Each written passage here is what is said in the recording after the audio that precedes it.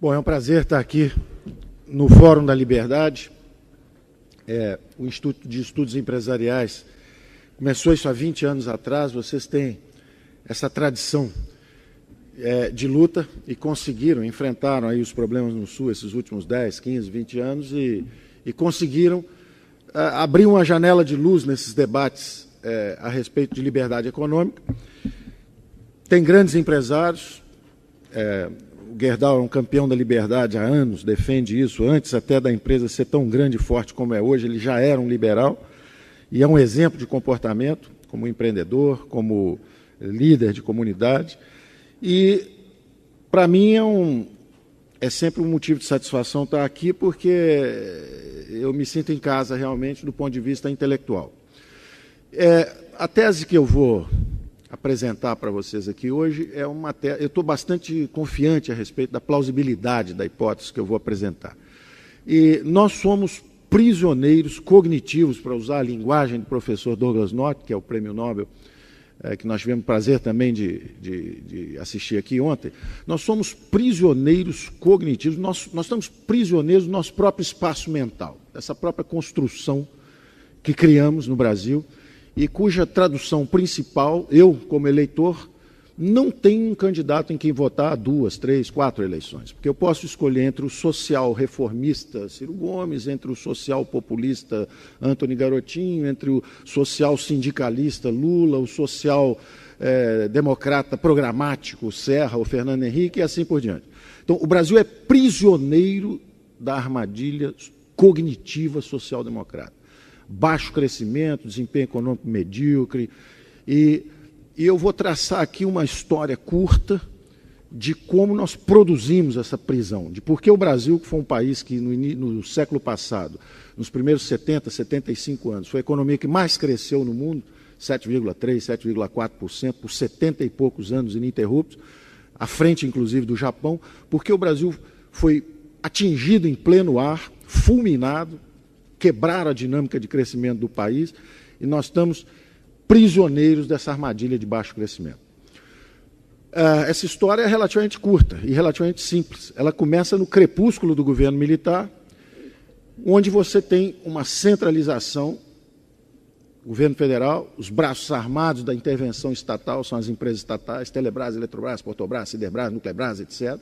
Programa da Ferrovia do Aço, 15 bilhões de dólares, programa nuclear, 15 bilhões de dólares, Transamazônica, 9 bilhões de dólares, gastos excessivos públicos, e vamos para o ocaso do regime militar em meio a acusações de autoritarismo e corrupção. Vocês se lembram que os militares que entraram com a ideia de tradições, pátria, a defesa da moral e da ética e da própria liberdade, porque devolveriam rapidamente aos civis o regime democrático, no final saem do Palácio do Planalto pela porta dos fundos, literalmente. O general Figueiredo não transmite a faixa presidencial e sai pela porta dos fundos do Palácio. Por quê?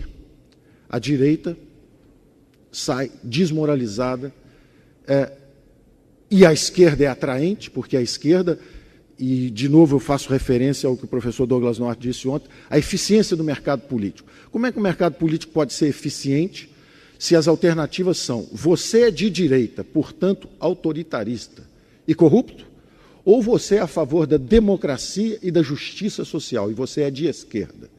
Bom, toda a população brasileira passou a ser de esquerda, porque há uma falsificação cognitiva a respeito das alternativas possíveis. E os liberais democratas, que existem desde Atenas, com os mercados e a democracia, que só foi expandindo os círculos de inclusão. O capitalismo é uma história de inclusões, não é uma história de exclusões. Aliás, os últimos que estão sendo incluídos são os 3 bilhões de indivíduos da China, da Índia, da Rússia, do leste europeu, que haviam provado a outra receita. E onde está essa tradição de 2000 anos? De democracias e mercados, primeiro entre os gregos.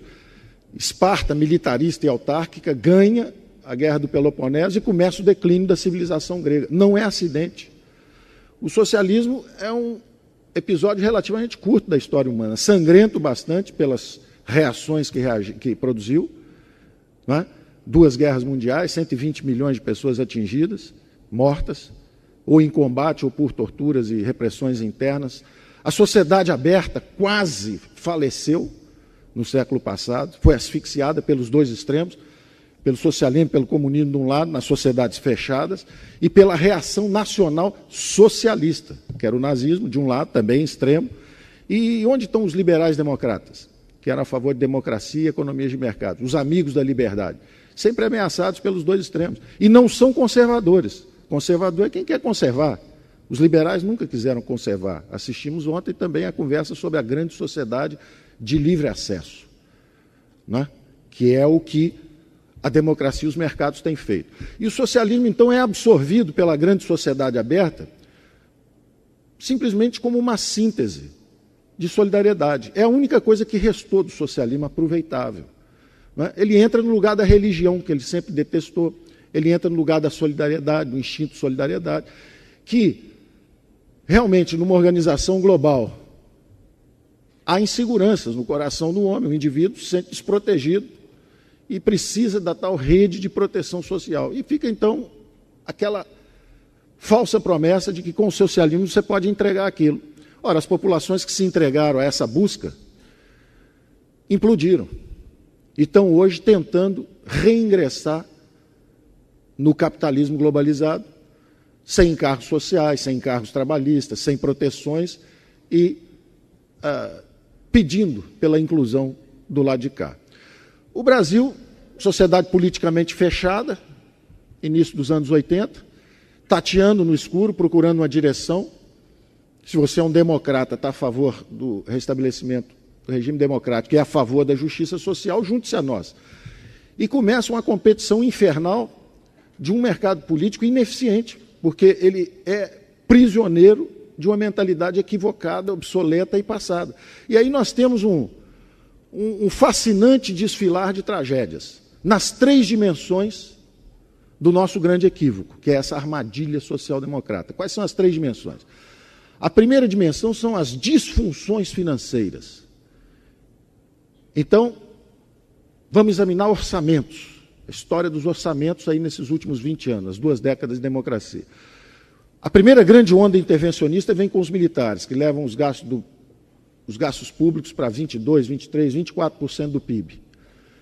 E, como vimos, investindo em capital físico, instalações industriais, máquinas e equipamentos. O capital humano jogado para o lado. Educação, saúde, habitação, segurança, justiça, esse troço para o lado. E o que a gente tem realmente são grandes empresas estatais e grandes projetos federais. Na hora que você abre politicamente,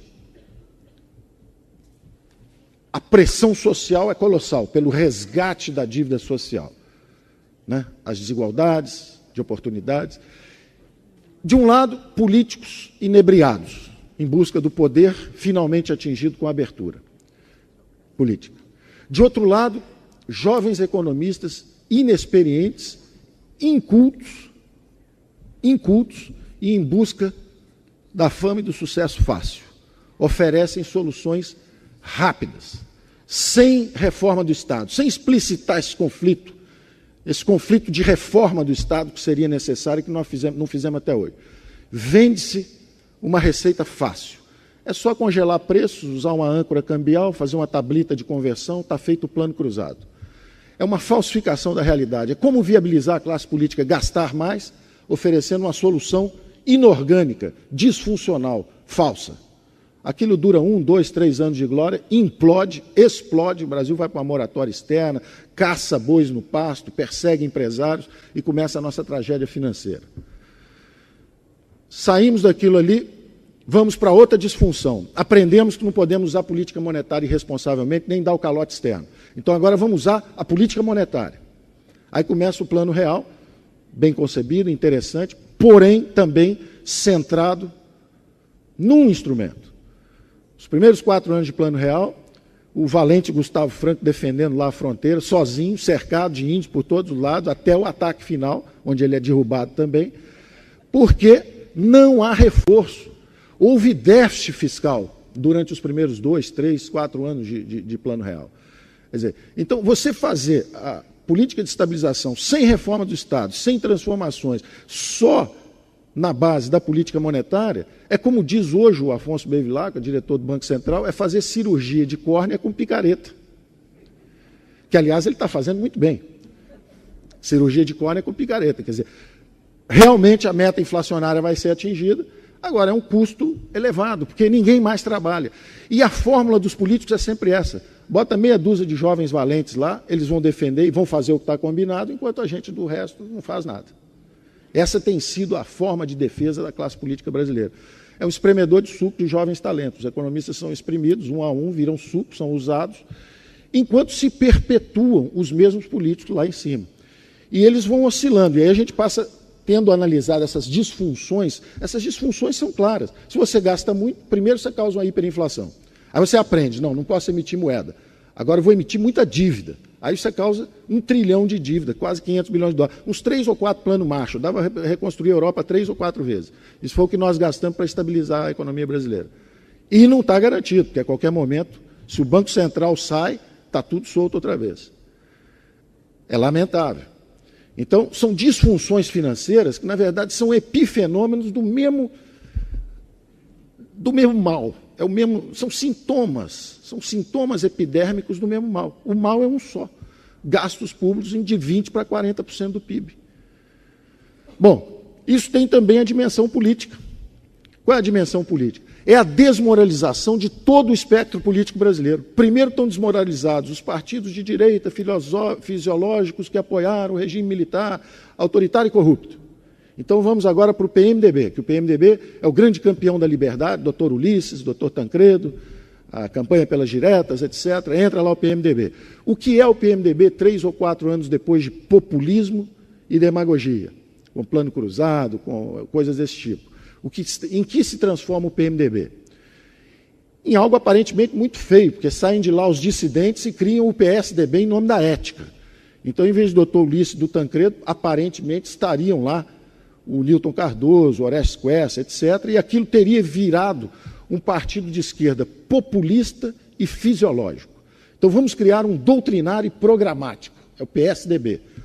Bom, 2 mandatos após, o mesmo crescimento econômico medíocre, de 2,3%, que, aliás, é a média do crescimento econômico dos últimos 25 anos. Está todo mundo aborrecido, porque o ano passado cresceu 2,5%, eu não entendo o aborrecimento. Há 25 anos que cresce 2,5%. Por que tanta dor?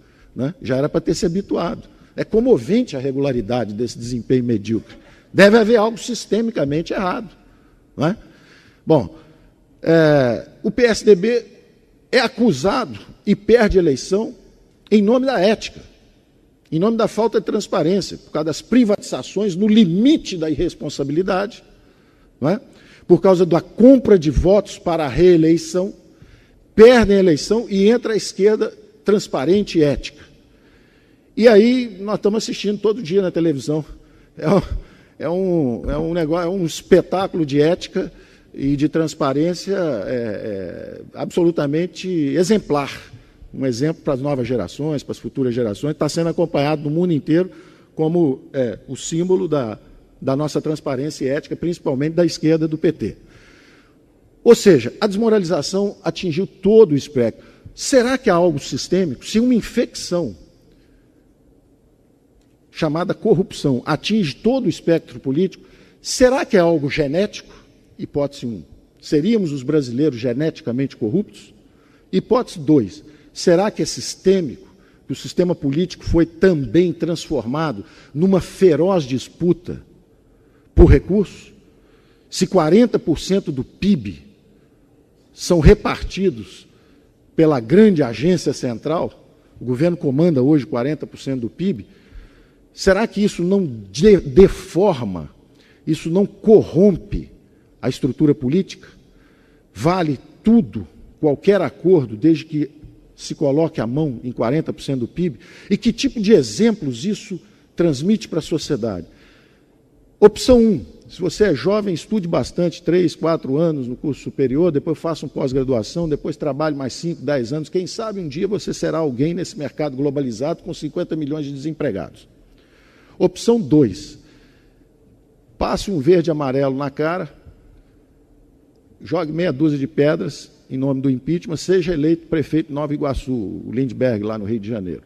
Não termine sequer seu curso de Direito e será um jovem simpático, rico brevemente, porque a profissão é rentável, e um exemplo para a juventude do mundo inteiro. Esses exemplos estão se transformando, estão sendo dados em todos os setores. Esse é o da política. No campo, opção 1.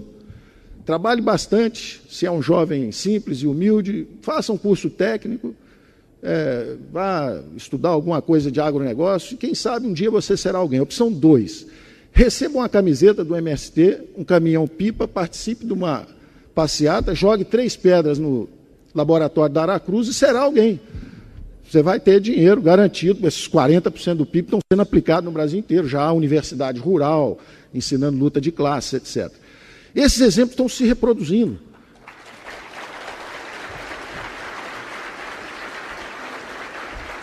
Empresarialmente é a mesma coisa. Opção 1, lute competitivamente no seu mercado e compita com 80 milhões de brasileiros por uma fatia. Opção 2, vá a Brasília, consiga um contrato de fornecimento de material para o Exército, um contrato de fornecimento. Inclusive, se você for estagiário do INSS, você pode, em 3 semanas, conseguir um golpe de 3 milhões de reais. Se você já tiver mais tempo de prática, 10 anos, 15 anos, você pode fazer como a Georgina, são 100 milhões. Mas se você for estagiário talentoso, 3 milhões de reais é coisa de 3 semanas, como estagiário no INSS. Bom, esses exemplos estão se multiplicando, estão sendo dados. Essa carga de valores que nós estamos transmitindo para gerações novas. E, finalmente, a terceira dimensão dessa tragédia brasileira. A primeira era justamente as disfunções financeiras, não é? A última delas são os juros astronômicos, o câmbio baixo, são disfunções financeiras. A segunda é essa disfunção política. E a terceira, finalmente, é a estagnação econômica. É o Brasil parado. O Brasil parado, esperando reformas, e que vir aqui pedir votos dizendo que vai modernizar o sistema de previdência.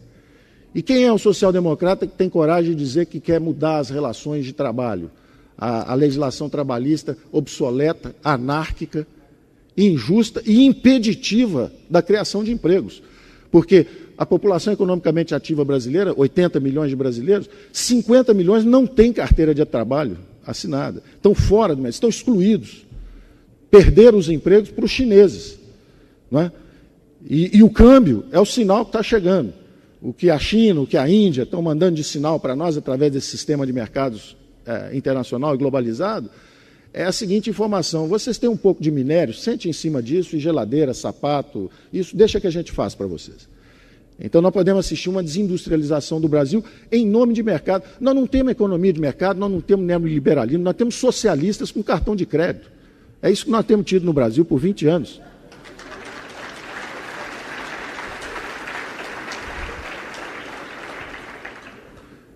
E hoje, o desafio da estagnação econômica é o seguinte: você tem uma bola de ferro na perna direita, que é excesso de impostos, a bola de ferro na esquerda, juros elevados. As mãos amarradas são os encargos sociais e trabalhistas. E alguém diz assim: agora corre que o chinês vai te pegar. É isso que nós estamos vivendo.